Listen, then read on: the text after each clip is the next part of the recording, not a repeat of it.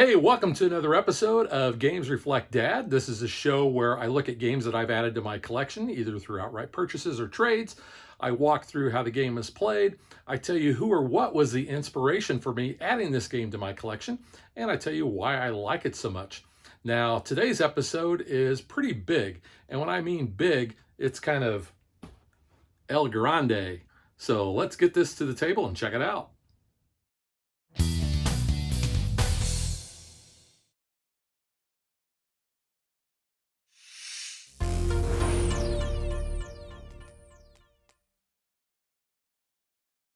Setup is really quite simple. Each player is going to choose a color. You can see that I already have green out on the board, but in addition to that, we have blue, yellow, red, and pink.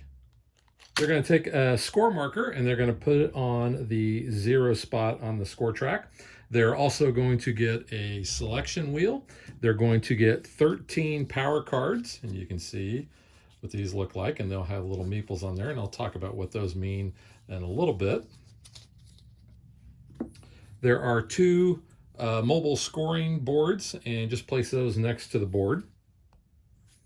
We have a king marker.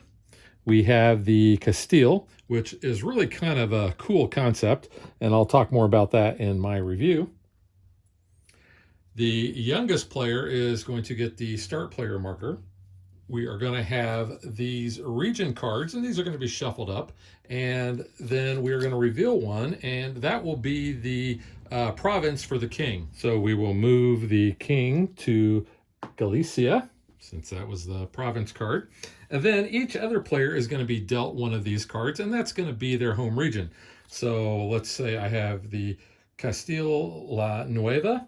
So I'm going to take my Grande and I'm going to place him there, and that's going to be my home region.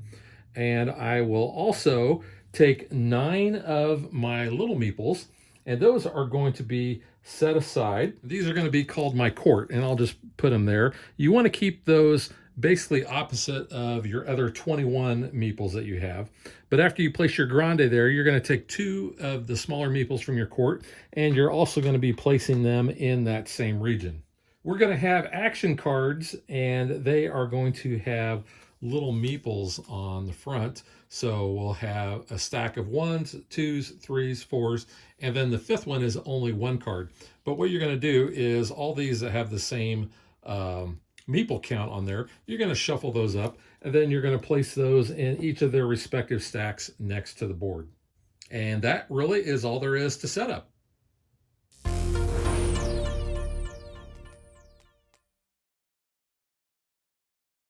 The game is going to be played over 9 rounds, and we have a little purple round marker, and we'll just put that on the number 1, and as we advance through each round, we will move that cube.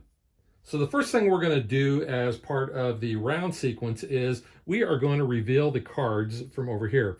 So you just flip the top one of each deck, and like I said, the 5th one is only 1 single card, so you can leave that face up.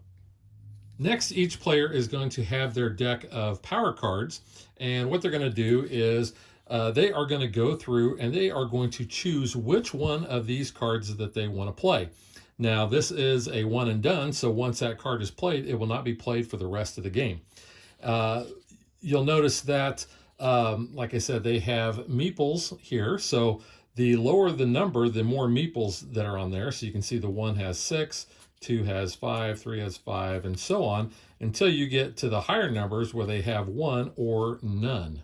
So depending on which power card you choose to play, you are going to be moving that many meeples basically from your supply, your province, I think is what they call it, to your court. So remember, I told you earlier to make sure that you keep those meeple piles separate. We have our court over here, and let's say I played the 1, then I would take 6 meeples from my province, and I would add those into my court.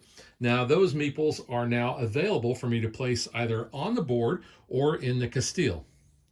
Now, the number on the power card is important because the higher the number, the earlier in turn order you're going to go. So if I didn't really care and I chose 1, then I would be going last, And if I chose 13, I would probably be going first. Now, the player with the first player marker is going to choose their card first, and they're going to place that face up in front of them. Then each player going clockwise is going to pick a power card as well. The only stipulation is they cannot pick a card number that has already been played this turn. So if the first player picked a 4, no one else that round can pick a 4. That way there's no ties. Now, once everyone has played their power cards, then whoever has the highest is going to go first. And essentially what they're going to do, that's when they're going to move the number of meeples on that power card into their court. And if for whatever reason they don't want to move all of those meeples, they don't have to. But if they run out of meeples, they can always take meeples off of the board and basically reallocate them if they don't have any other meeples available in their province. The other thing a player is going to do on their turn is they are going to pick one of these 5 action cards. Now, the action card will have a couple of things on there. It's going to have an ability, and it tells you at the bottom how many of your meeples you are going to be able to place on the board. And you can either place or you can do this vice versa. So you could move 3 caballeros from adjacent provinces, and then you can place 1 meeple on the board. So once they've executed that action, that card is going to get discarded.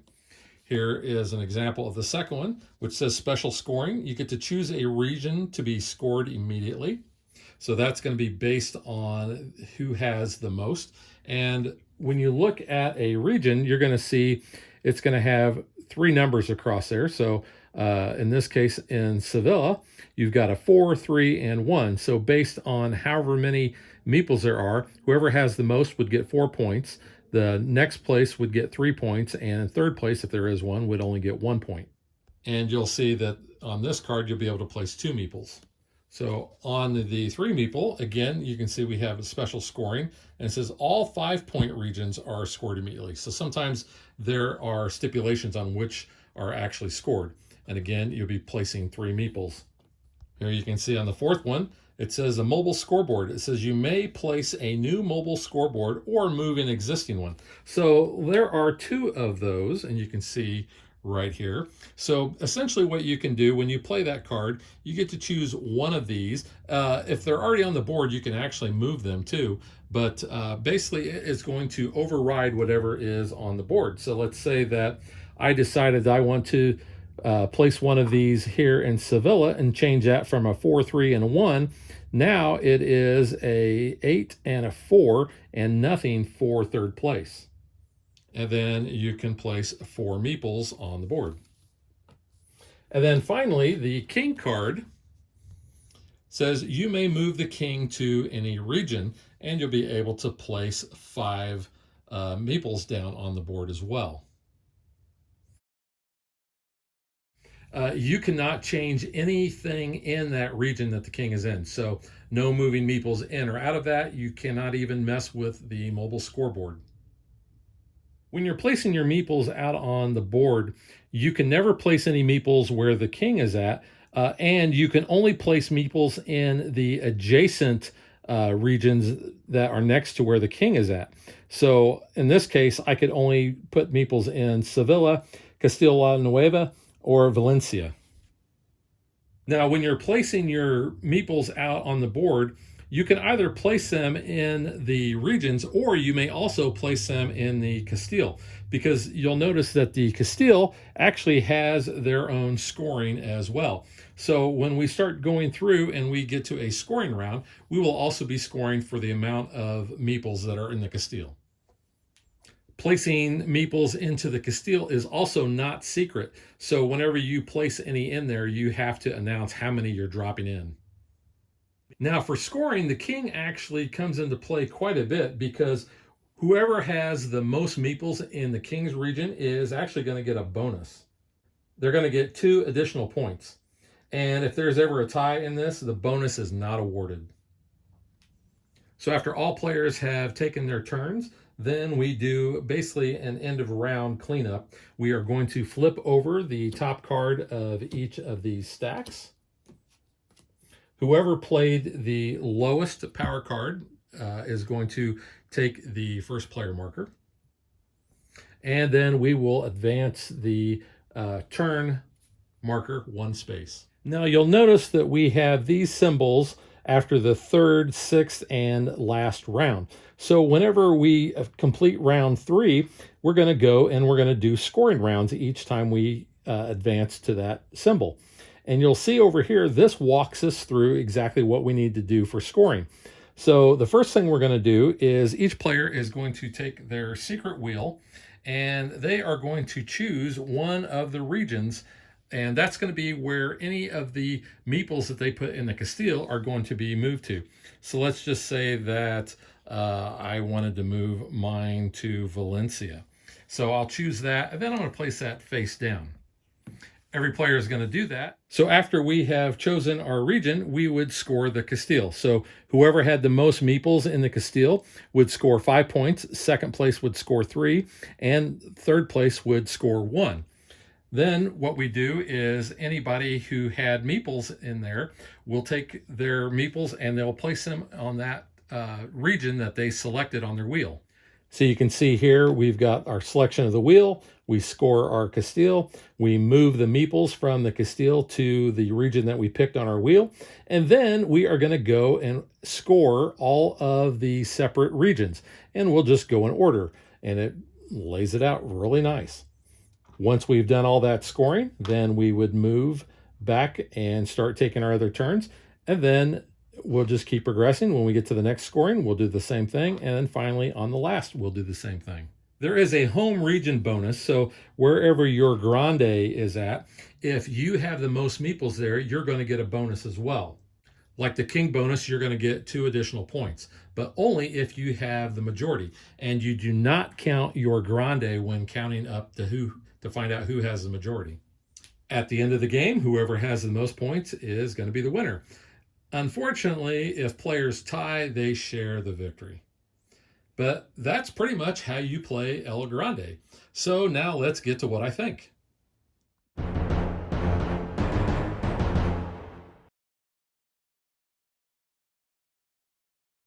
Growing up, the only board game that I ever played that had area control was Risk. And I was not good at it. I constantly got trounced and therefore developed basically an aversion or even a hatred toward Risk. That's why if I find any Risk games right now, I'll take the components out, the dice, the little figures, and I throw the rest of the game away. And because of that, I really kind of stayed away from area control games when I really got into the designer board games. And that was really not a smart thing to do. The first, I think, area control game that I might have played kind of during my emergence into this hobby was El Grande. And I'll get into my inspiration for that in a little bit, but it did not feel like Risk did. I felt like I had a better control over what I was doing. I wasn't constantly getting wiped off the board, trying to make sure that I held on to my little areas without getting my armies overrun. Here, you basically are just kind of moving your meeples or your caballeros around and placing them, in the various regions, placing them in the Castile, which the Castile, I think, is a really cool concept, how that scores as its separate region. And then you get to secretly choose, on that dial where you're going to be placing those out on the board. I really like that aspect. And this game really kind of got me over that hump of not liking area control games. Now, I still refuse to play Risk, but there are plenty of other area control games that I like. And that includes like Mission Red Planet, which is another really good area control game. It's got a lot of nastiness to it, which is one of the reasons why I like it. But I just like the simplicity of this. I like how it flows. I like how everything is laid out. The action cards, I think there's so much, that you've got on here. And if you want to see more, I think I showed all this stuff off in my unboxing, but you can see like the one stack here, mainly is moving your meeples around the board. The 2 stack And I want to point out that there are 11 cards in each of these stacks, with the exception of the fifth stack, and there's only 9 rounds. So 2 of these cards are not going to be used. But you have like special scoring here that you're going to be able to do. And we got a veto. You can prevent a special action from being played that round. And just, a lot of variable things there. The threes, you can see we got some special scoring as well. In fact, that's all number 3 is. The fourth one here, you got your royal advisor. You may move the king to an adjacent region, so that's kind of neat. You can take 2 caballeros from your province into your court, so another way of getting more that you can put on the board. Here you can move your Grande. This one's huge because that means you can change your home region. Some special scoring, the mobile scoreboard, power cards. You may return 1 of your used power cards to your hand, which could be huge. Because like I said before, once you play a power card, it's discarded, and with the exception of this, is not coming back into the game. So you got a couple of those. And then, like I said, the fifth one, you get to move the king, and you're going to be placing 5 of your meeples out on the board. So gameplay, like I said, it's really, really simple. But it's, there's meaty decisions to make on where you're going to be placing your meeples and which of these action cards that you're going to take. The artwork's fine. I like the look of the castles on there. The board really is kind of bland, other than the little colors that are going around the region. I do like, you got the little ships and such, around there, but it's easy to read. I love the fact that you've got this round track and this score track right on there. So it makes it real simple to follow, so that you don't actually forget what you're supposed to be doing when you're scoring, or which round that you're in. I like the art on the back of our power cards. That's kind of cool. And it's in your player color. The only downside is these are small cards, and that's fine. I mean, they've got a nice linen finish to them. They don't, I guess, have to be the normal size playing cards. So these are fine. I don't really have a problem with that. I like this aspect of the game, being able to choose in secret where you're going to be sending your meeples from the Castile. I've never had any problem with these. They're put together nice. The little dial moves pretty good. Your meeples are your standard meeples. And then, like I said, the Castile is really kind of cool. You put this together, but then it stays together in the box. But I love how they included on the base of this the artwork, and you can see there's kind of a faint little area there that shows you where your Castile is supposed to go, and the graphic matches up really nice. Now, the king marker, I don't really know what to say about this. It's purple, which is the regal color. I guess it's supposed to look like a person, maybe a king, but yeah, I'm gonna leave it at that. The different player colors, I think it's kind of cool. Like I said, you've got pink, red, blue, yellow, and most importantly, green. So I don't have any problem with the colors that they've selected there. Now, I do have the El Grande big box, which includes 6 expansions. And I'll be honest, I've never played any of the expansions at all. Just one of those things I haven't done yet. I like this just as well. So I do want to show off that this is a double-sided board, and you use the other side for one of or more of the expansions. But you can see it's actually quite a bit different. And it looks really cool too. I like the fact, you've got the America part here. You've got Africa down there. You still have the same regions, and you have, your same round track and your scoring track. But you also have this ship, and you can see it's got a blank scoring. Like I said, I've not played this, but I think this looks really cool. I love, this looks like a Teotihuacan, or Teotihuacan, however I like to pronounce it. And that just looks really cool to me. So I like the fact that I do have options, and at some point I would like to play some of the expansions, but like I said, I'm more than happy to play the base game. And also, this is a game that plays best, I think, at 5, because the more contention that you have for the various regions, I think the better it is. I have played this with as little as 3 players, and that was a fine experience. But this is, I mean, if there is a game that you're looking for and you only have 5 players, or you have, a 5th player join and you've been playing a bunch of 4-player games, this may be the best 5-player game that I may have played. So I really enjoy the heck out of El Grande. So why do I like El Grande? Why do I have that in my collection? Well, let's get to my inspiration.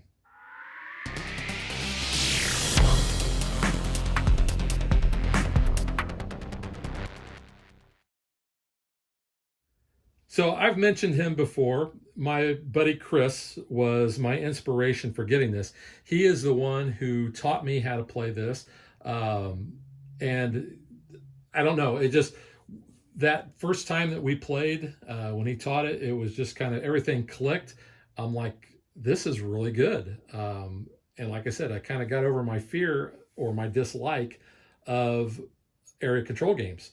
So I credit Chris to that, and Chris was very excited about this because he kind of had a similar thing. This where he was inspired to get this after playing it one time, and I think that speaks volume to the quality of the game. So Chris is probably the single most biggest influencer on my board game decisions, on either picking games or the types of games that I seem to gravitate towards, or how I even bling out my games. But instead of me trying to explain Chris's ideas and thoughts on this, I'm going to let him do it. Take it away, Chris. Special guest star. Hi, this is Chris. Tim mentioned that he's going to feature El Grande this week on the channel, and since he credits me with inspiring him to add it to his collection, asked if I had anything that I'd like to say. This game holds a special place for me. I started board gaming in about 2013 or 2014. A coworker invited me over for board games with his group, 3 other gentlemen that he regularly gamed with. Up until that point, I had only really played mass market games, so Monopoly, Risk, Axis and Allies, those types of things. So I wasn't quite sure what I was in for, because he mentioned it wasn't anything that I had played before.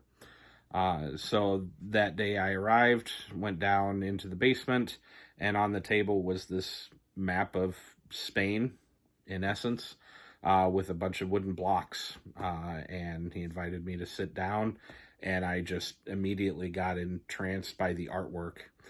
Now, I understand at the time I'm looking at this, the game is almost 20 years old. Today, I look back, it's almost 30 years old. So the artwork is not necessarily what you see in games today, but for somebody who is new to that hobby, the idea of this different looking map with the round counter and the scoring mechanism, score track going all the way around the outside. We see those in most everything that we play today, but as a first-time gamer, that was all new to me. He started going through the rules, and I was just immediately hooked. The player interaction, the way that the cards work, that allows you to manipulate your pieces onto the board and then manipulate them around the board. The Castillo set up on the table, so you get that feeling and that sound when you drop the cubes in. I immediately, the next day, went out and tried to buy a copy of this game. And if you're not aware, it went out of print early on after it was originally produced. And so in the 2013-2014 timeframe, it was nowhere to be found. Luckily, they did a big box reprint a few years later, and I was able to pick that up. But to this day, I would still like to have an original copy, so I'm always on the lookout for that. But again, this one just holds that special place in my heart. Most of my gaming groups today are Cult of the New gaming groups, and so we play something once, twice, and then we move on to the next.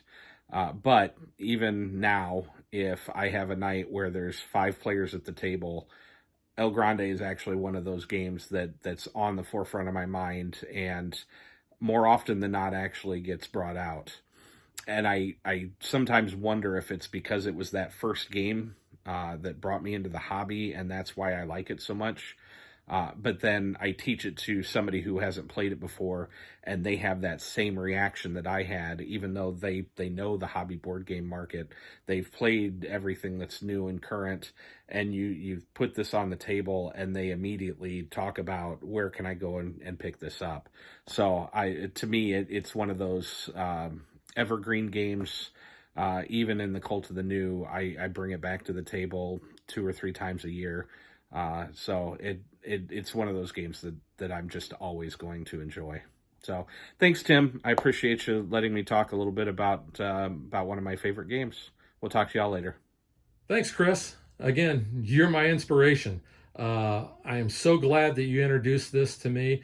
I am so glad I was able to get a copy of this. In fact, I got it from a local game store in my area who kind of had it at a ding and dent price because the shrink wrap was all ripped up and everything, but the box was fine and everything inside the box was fine. So I think I was able to pick this up for like $20. So that just made me super happy that I was able to get this. This is a game that actually hits the table quite frequently because, like I said, when you need a game that plays 5 players, at least in my gaming group, this is like one of the first games that pops into everybody's mind is, hey, we got 5 players, let's play El Grande. So it does see its fair amount of play. It doesn't just languish on the shelf. So I highly encourage you, if you like area control games, to pick this up if you can find it. It may be a little hard to find. You don't need the big box unless you're one of those people who likes to get the expansions. I do know in one of the editions, and I'm not really sure, that the Castile, instead of being cardboard, and this is actually really good cardboard, and they actually have a wooden version of this. So that's kind of cool too if you want to track that down. But that is El Grande. 2 thumbs way up from me, and we'll catch you guys next time. Thanks for watching our video. We hope you enjoyed it, and if you did, click that like and subscribe button. You can also follow us on social media like Facebook and Twitter at DadBeDaughter. And if you like what we do and you want to support us, you can visit our Patreon page. So thanks for watching. Thanks.